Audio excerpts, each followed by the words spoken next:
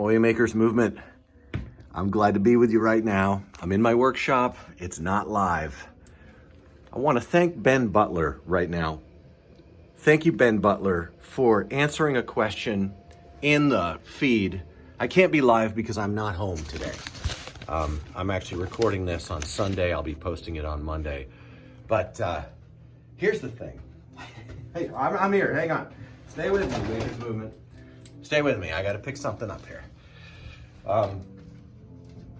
This was a question that interested me.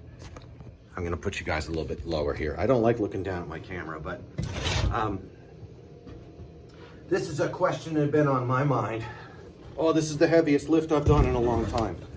I had me a 5-gallon here filled with really good glue. And you guys know, I had a really hard last few years. It wasn't just emotionally hard. It's not like that. It's not like Poor Lou type of thing. There was a band called Poor Old Lou. I always thought that was a great title. I'm using this hammer to prop you up, so please excuse me while I'm doing that. If I can get this right, we're cooking with grease.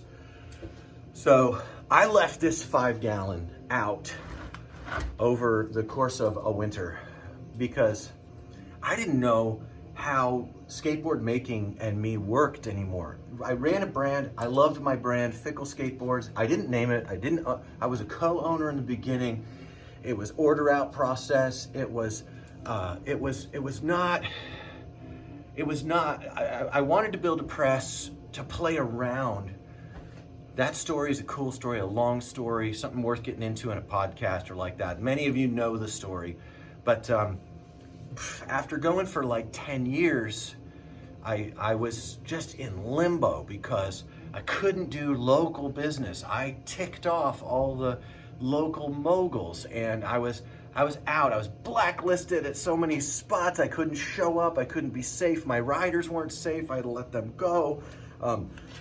The one rider who like stuck with me forever, he was like, I'll never leave, and then a year later he was like, I'm sick and tired of getting picked on for riding fickle boards, and it was just a mess.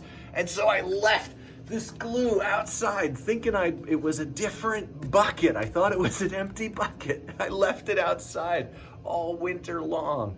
And when I realized it was full, it was already too late. And I was like, forget it, Well, I brought it inside some months ago and I thought, well, they say you can never recondition glue once it's been frozen, throw it out, it'll never work. And I thought to myself, and this is what I wanted to, hang on, let me drop a call here.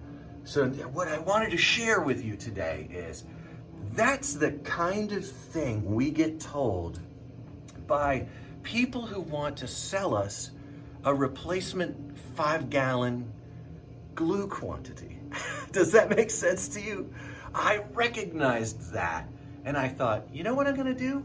I'm gonna take a drill and a beater. I'm gonna just do this. And I sat on a milk crate and just ran that beater and boom, I've got silky, nice glue, perfect quality looking glue. But then I was like, meh, it's probably still horrible and I'll make terrible boards. Well, yesterday I was talking about it.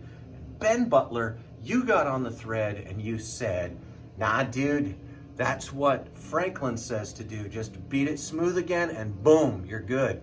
And I thought, yes, awesome. That's super cool. Now, I will still test it out and I'll still see whether or not that's the case.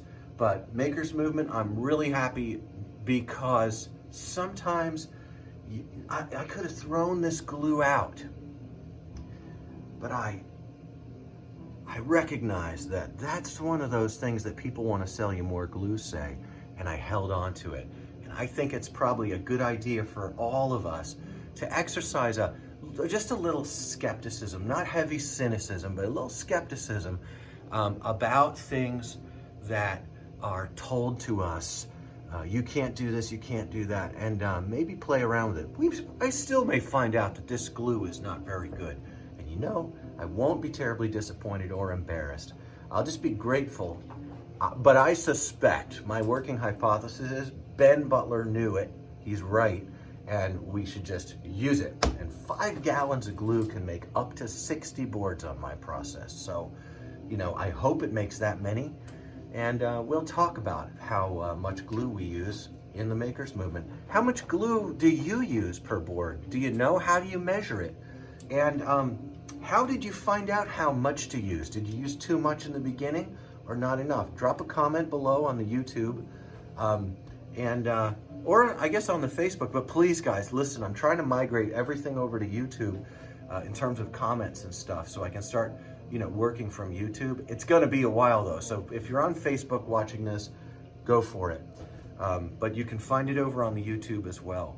But yeah, let's talk about those things. Thank you for being with me. I appreciate you guys, and I'm looking forward to being back in my workshop. Of course, when you're watching this right now, I'm out working at a sign installation job, which is it's super fun because my boss is a super cool guy. I really enjoy him, and I'm good at sign installation.